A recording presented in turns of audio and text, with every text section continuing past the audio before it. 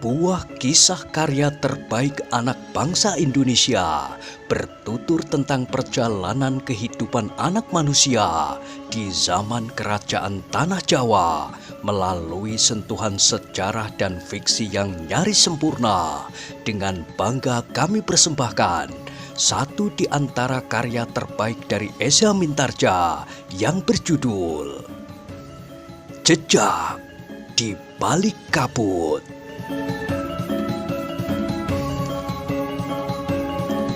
Pada kesempatan yang sangat baik ini, kita masuk pada episode yang ke-104.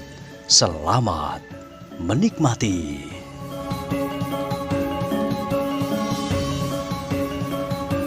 Pada episode sebelumnya telah diceritakan, Pangeran Benowo memang terlambat sekejap.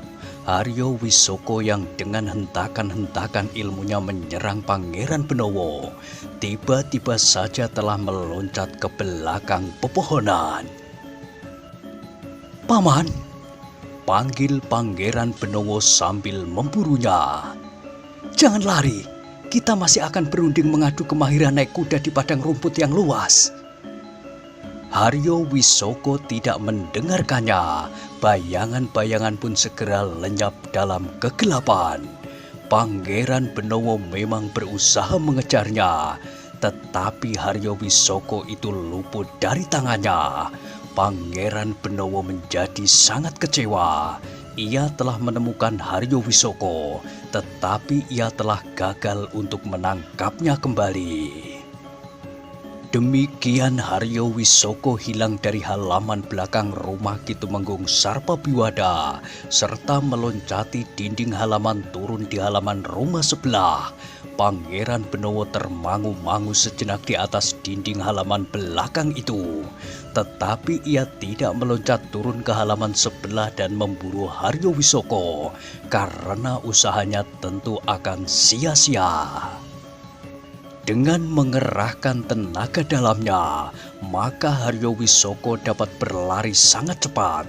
Meskipun mungkin Pangeran Benowo dapat pula berlari secepat itu, tetapi di antara pepohonan, rumpun perdu dan gelapnya malam, ia akan sulit untuk dapat menyusulnya. Dengan kemampuan Aji Sabto Pandulu, Pangeran Benowo masih melihat Haryo Wisoko menyusup di belakang rimbunya tanaman perdu di halaman sebelah. Tetapi Pangeran Benowo terpaksa membiarkannya pergi.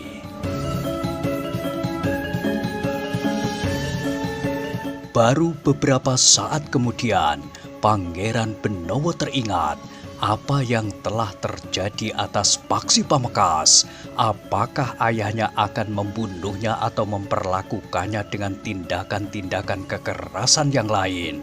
Karena itu, maka Pangeran Benowo pun segera meloncat turun dan berlari ke halaman depan, melingkari sudut gandok. Ternyata Paksi Pamekasan masih berusaha untuk melindungi dirinya dari ujung tombak ayahnya yang menyerangnya dengan garangnya. Tetapi serangan-serangannya sudah tidak lagi terarah dengan baik, sehingga tidak lagi membahayakan keselamatan Paksi Pamekasan.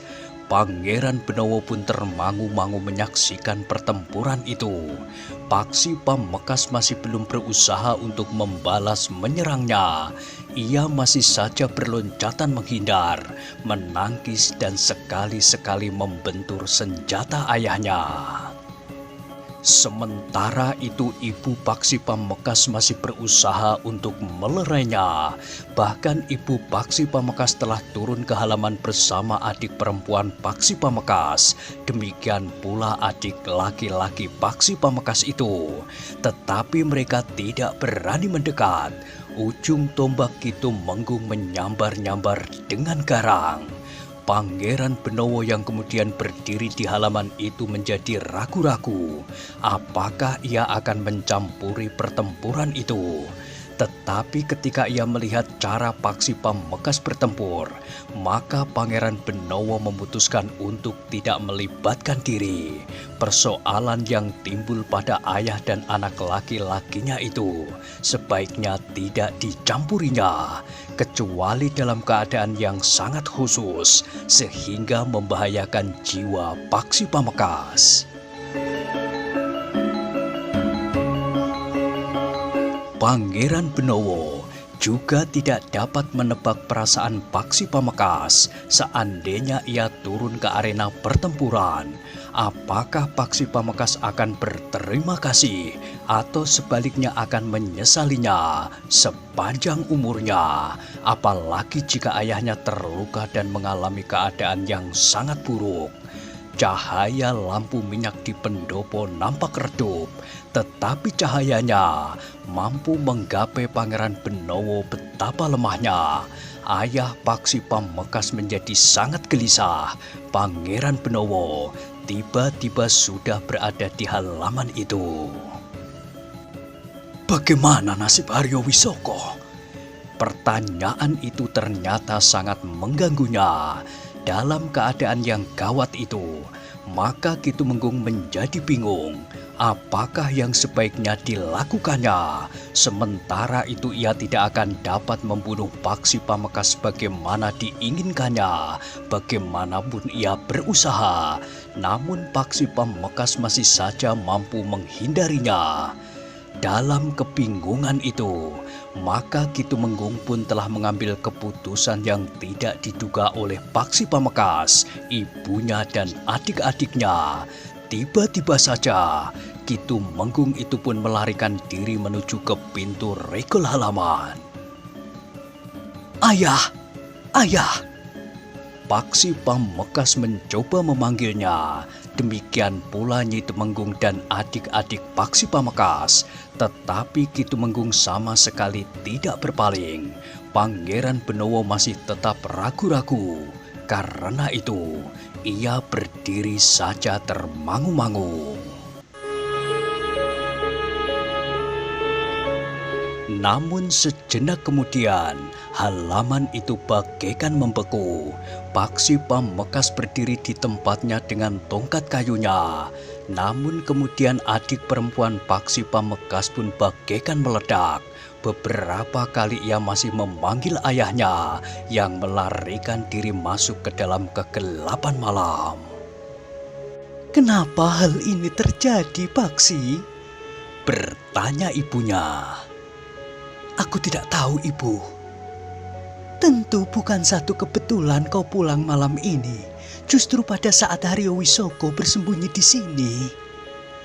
Paksi Pamekasan menundukkan kepalanya, sementara itu Pangeran Benowo pun melangkah mendekat. Pangeran, desis Nyi Tumenggung Sarpabiwada. Apakah Pangeran datang untuk menangkap Kakang Tumenggung? Tidak, Bibi, jawab Pangeran Benowo. Kami sebenarnya tidak ingin menangkap siapa-siapa, tetapi karena Haryo Wisoko ada di sini, maka aku pun berusaha untuk menangkapnya. Tentu Pangeran sudah mengetahui bahwa Haryo Wisoko ada di sini. Semua orang memang sedang mencari Haryo Wisoko. Kami pun sedang mencarinya pula. Kami tidak tahu pasti apakah Paman Haryo Wisoko itu ada di sini.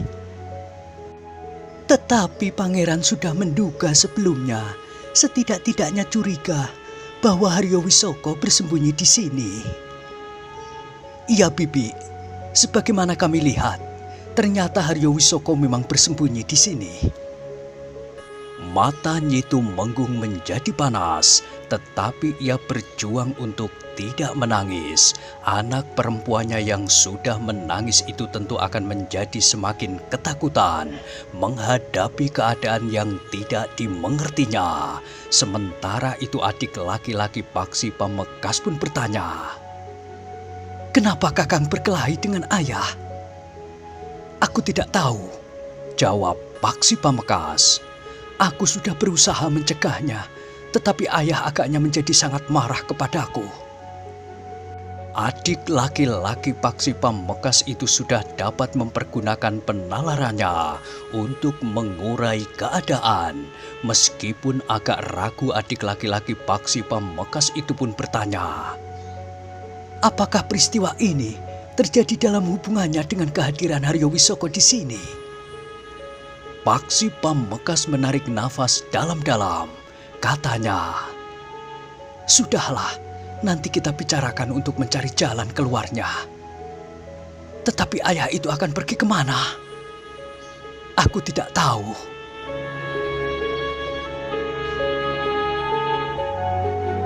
Adik laki-laki Paksi Pamekasan itu terdiam. Sementara itu ibu Paksi Pamekasan pun telah mempersilahkan Pangeran Benowo naik ke pendopo. "Bagaimanapun juga, anak-anak masih memerlukan ayahnya," berkata Nyi Tumenggung kemudian. Pangeran Benowo mengangguk-angguk. "Apakah ayah tidak akan kembali?" bertanya adik perempuan Paksi Pamekasan. "Kita semuanya tidak tahu, tetapi aku akan berusaha mencarinya." Nyi Tumenggung itu pun kemudian menggeleng sambil berdesis. "Kau tidak usah mencari ayahmu, Paksi. Agaknya kau dan Pangeran Benowo berdiri berseberangan dengan ayahmu. Jika ibu menduga demikian, maka ibu tentu tahu kedudukan ayah di mata Kanjeng Sultan di Pajang." Nyi Tumenggung masih bertahan.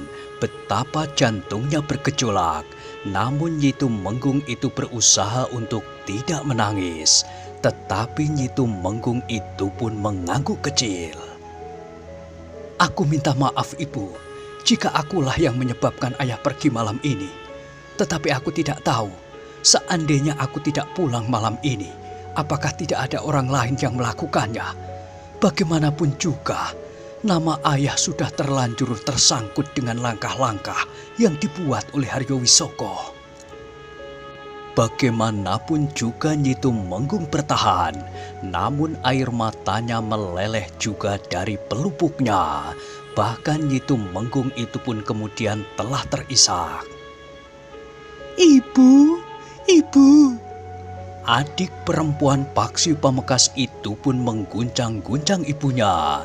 Tetapi adik laki-laki Paksi Pamekasan itu pun kemudian berkata, "Apakah ayah memang tersangkut dalam gerakan yang dilakukan oleh Haryo Wisoko?" Paksi Pamekasan memandang ibunya sejenak. Tetapi sebelum ia menjawab, adiknya itu pun berdesis.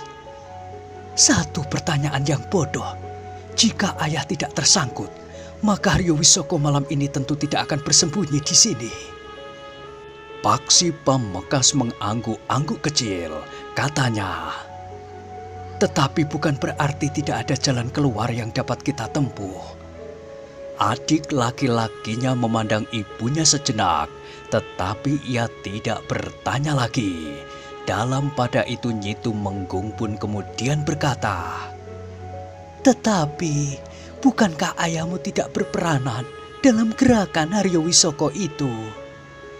Paksi Pamekasan menggelengkan kepalanya. Katanya, "Aku tidak tahu pasti, Ibu." Nyi Tumenggung pun kemudian memandang Pangeran Benowo dengan tajamnya. Dengan nada tinggi serta suara yang bergetar, Nyi Tumenggung itu pun berkata, "Pangeran, kenapa Pangeran diam saja? Katakan Pangeran, apakah Ki Tumenggung akan dihukum mati jika tertangkap dan diketahui menyembunyikan Haryo Wisoko?" Pangeran Benowo menarik nafas dalam-dalam.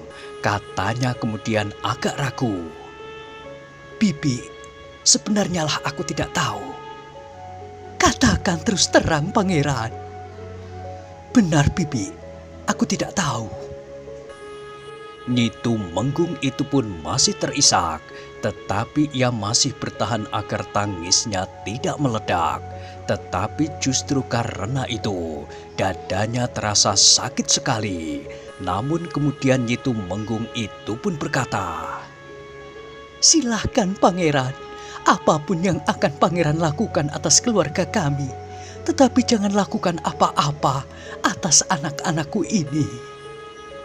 Sebelum Pangeran Benowo menjawab, maka Nyi Tumenggung itu pun segera bangun. Dibimbingnya anak perempuannya dan ditariknya pula tangan anak laki-lakinya sambil berkata, "Marilah, kita tidak tahu menau apa yang telah terjadi." Demikian Nyi Tumenggung dan kedua anaknya masuk ke ruang dalam. Maka Paksi Pamengkas pun berkata, "Peristiwa seperti inilah yang hamba takuti sejak kita berangkat dari Padepokan." Pangeran Benowo menarik nafas panjang. Katanya, "Aku dapat mengerti, Paksi. Ayah benar-benar akan membunuh hamba. Seharusnya kau tidak terlalu terkejut. Kenapa? Kau sudah pernah mendapat tugas yang tidak masuk akal dari ayahmu. Pada waktu kau menginjak 17 tahun, kau diperintahkannya untuk mencari cincin kerajaan ini. Apakah itu bukan satu rencana pembunuhan? Kemudian rencana ayahmu untuk melemparkan kau ke Padepokan yang dipimpin oleh Ki Ajar Wisesa Tunggal." Paksi Pamengkas menundukkan kepalanya dengan suara yang seakan-akan bergetar di dalam dadanya saja itu pun bergumam, "Kenapa? Paksi, bukankah waktu itu kau masih belum tahu apa-apa tentang hubungan antara ayahmu dengan Paman Haryo Wisoko? Karena itu, jika waktu itu ayahmu akan membunuhmu, tentu ada sebab yang lain, bukan semata-mata dalam hubungannya dengan Haryo Wisoko. Hamba akan menanyakannya kepada ibu. Tanyakanlah.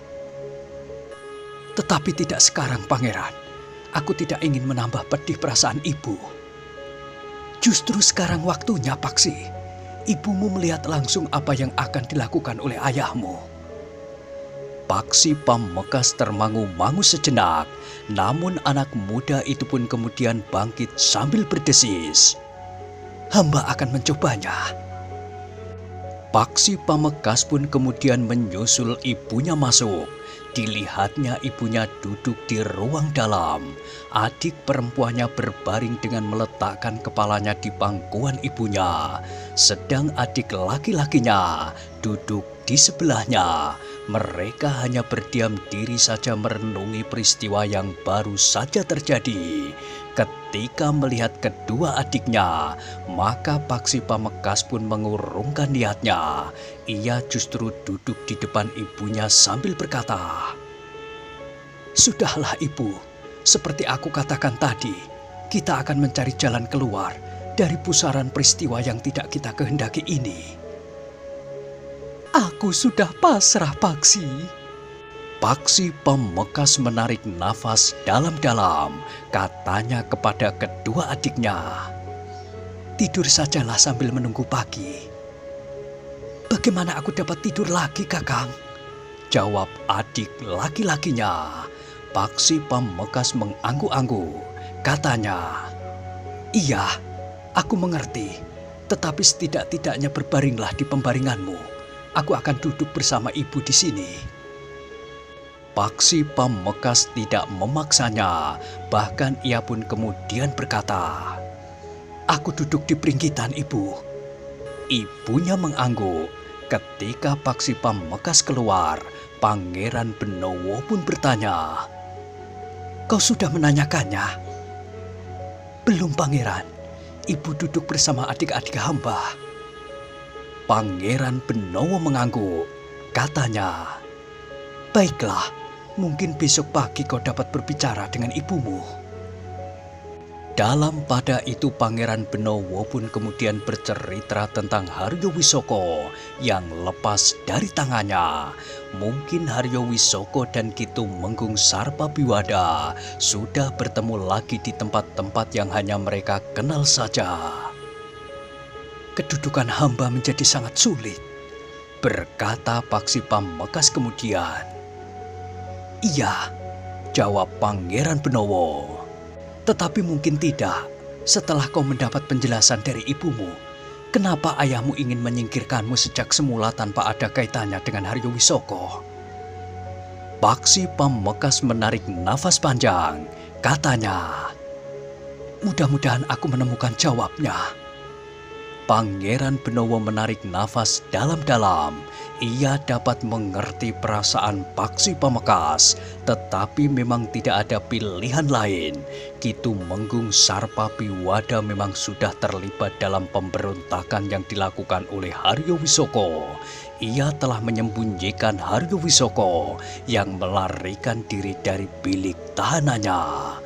Sampai langit membayang cahaya fajar, maka Pangeran Benowo dan Paksi Pamekasan masih duduk di peringgitan. Di ruang dalam ibunya juga masih duduk merenung.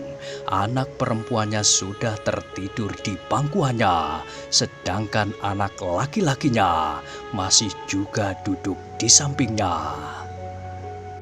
Di peringgitan, Paksi Pamekasan bertanya kepada Pangeran Benowo, "Apa yang akan kita lakukan?" "Kita menghadap Ki Gede Pemanahan dan selanjutnya menghadap Ayahanda. Kita harus memberikan laporan apa yang terjadi di rumah ini. Apakah ibu dan adik-adik hamba dapat dianggap ikut bersalah karena Haryo Wisoko semalam ada di sini? Kita akan memberikan pertimbangan kepada Paman Pemanahan yang mendapat beban untuk menangkap kembali Paman Haryo Wisoko. Tetapi menurut pendapatku, ibu dan adik-adikmu tidak dapat dinyatakan ikut bersalah." Paksi Pamekasan menarik nafas dalam-dalam. Dengan kerut di kening ia pun bertanya, "Kapan kita akan menghadap Ki Gede?" "Sekarang," jawab Pangeran Benowo. "Sebentar lagi fajar akan menyingsing. Pada saat seperti ini, Paman Pemanahan tentu sudah bangun dan berbenah diri." "Baiklah, aku akan minta diri kepada ibu dan adik-adikku." Pangeran Benowo mengangguk-angguk, katanya, "Baiklah, aku pun akan minta diri." Paksi Pamekasan pun kemudian masuk ke ruang dalam. Jantungnya terasa berdesir ketika ia melihat ibu dan adik-adiknya masih berada di tempatnya tanpa bergeser setapak pun. "Ibu," desis Paksi Pamekasan. Ibunya mengangkat wajahnya dan memandang Paksi Pamekasan dengan kerut di dahi. "Aku minta diri, Ibu." "Kau akan pergi kemana?" "Mengantar Pangeran Benowo ke istana. Melaporkan bahwa keluarga ini telah menyembunyikan Haryo Wisoko." "Kami tidak dapat menyembunyikan peristiwa yang terjadi di rumah ini, apalagi Pangeran Benowo sendiri telah terlibat di dalamnya." "Apakah dengan demikian ibu juga akan ditangkap? Atau bahkan kami berdua?" bertanya adik laki-laki Paksi Pamekasan. "Tidak," jawab Paksi Pamekasan. "Ibu dan kalian berdua tidak akan ditangkap karena kalian tidak ikut bersalah." Adik laki-laki Paksi Pamekasan itu terdiam. "Ibu," berkata Paksi Pamekasan kemudian, "Pangeran Benowo juga akan minta diri." "Aku tidak dapat berdiri untuk keluar ke peringgitan, Paksi. Adikmu tidur di pangkuanku. Aku tidak ingin ia terbangun." "Biarlah aku angkat anak itu ke pembaringannya." "Tidak, ia akan terbangun. Biarlah ia menikmati kesempatannya. Jika ia terbangun, maka ia tidak akan dapat tidur lagi." "Biarlah Pangeran Benowo kemari," desis Paksi Pamekasan. Ibunya tidak mencegahnya. Paksi Pamekasan pun kemudian meninggalkan ibunya. Sejenak kemudian maka ia pun telah kembali bersama Pangeran Benowo. "Aku minta diri, Bibi." "Ampun Pangeran, hamba tidak dapat mengantar Pangeran sampai ke Regol. Anak ini tidur di pangkuan." "Sudahlah Bibi, jangan kejutkan anak itu. Agaknya tidurnya nyenyak sekali." "Iya Pangeran, meskipun barangkali ia bermimpi buruk." Pangeran Benowo menarik nafas panjang. Katanya kemudian, "Aku mohon diri Bibi, aku minta maaf bahwa peristiwa yang tidak diinginkan telah terjadi di sini. Aku tidak dapat menghindarinya, tetapi Bibi hendaknya percaya bahwa tidak akan ada tindakan sewenang-wenang. "Terima kasih, Pangeran," sahut Nyi Tumenggung. "Paksi akan ikut bersamaku. Ia juga harus menyampaikan laporan kepada Paman Pemanahan dan kepada Ayahanda Sultan." "Silahkan, hamba tidak dapat mencegahnya. Hamba tidak dapat berbuat apa-apa selain pasrah." Pangeran Benowo berdiri termangu-mangu, namun kemudian ia pun berkata, "Selamat pagi, Bibi." Nyi Tumenggung mengusap matanya, tetapi wajahnya tetap saja menunduk mengamati wajah anak perempuannya yang tidur di pangkuannya.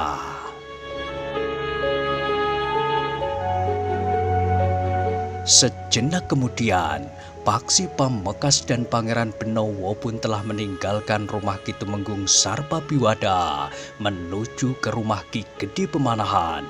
Mereka ingin bertemu dan berbicara lebih dahulu dengan Ki Gede sebelum mereka menghadap Kanjeng Sultan. Meskipun Pangeran Benowo yakin bahwa ayahandanya akan menerimanya meskipun masih terlalu pagi. Menjelang fajar terdengar derap 2 ekor kuda yang berlari menuju ke rumah Ki Gede Pemanahan. Tidak terlalu cepat agar suara derapnya tidak mengejutkan orang-orang yang tinggal di sebelah menyebelah jalan. Namun keduanya tidak meninggalkan kewaspadaan. Mungkin saja mereka tiba-tiba mendapat serangan dari tempat-tempat yang tersembunyi. Bahkan mungkin Haryo Wisoko sendiri, tetapi mungkin juga pengikutnya.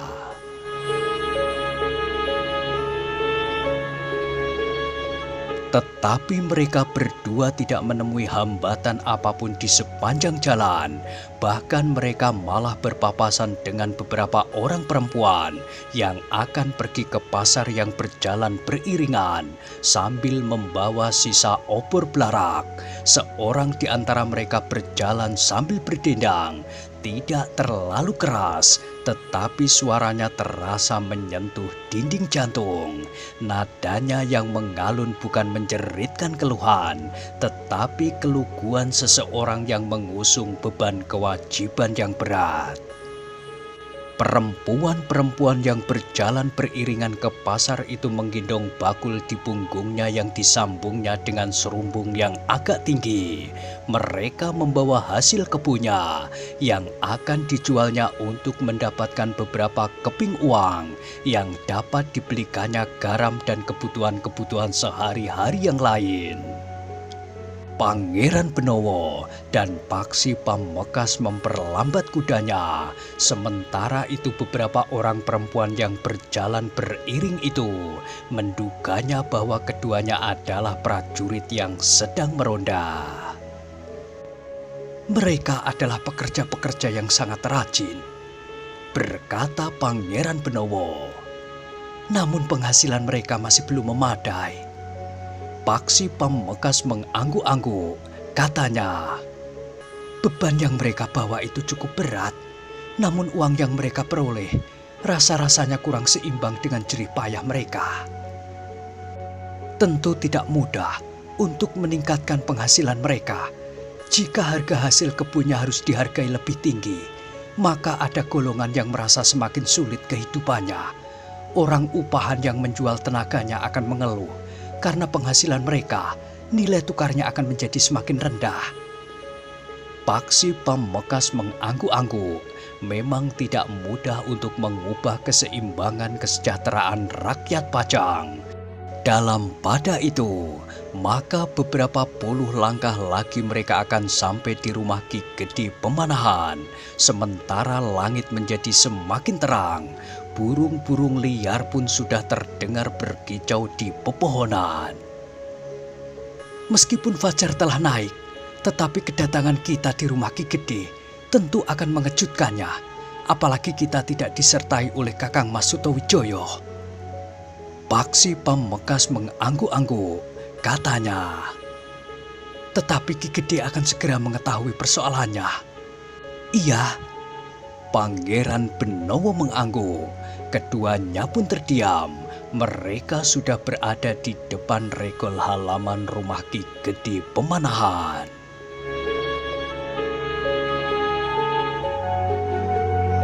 Keduanya segera meloncat turun. Mereka menuntun kuda mereka memasuki regol halaman rumah Ki Gede Pemanahan yang sudah sedikit terbuka. Dua orang pengawal menghentikan mereka. Namun setelah mereka melihat bahwa keduanya adalah Pangeran Benowo dan Paksi Pamekasan yang kebetulan juga mereka kenal, maka mereka pun dipersilahkan untuk masuk.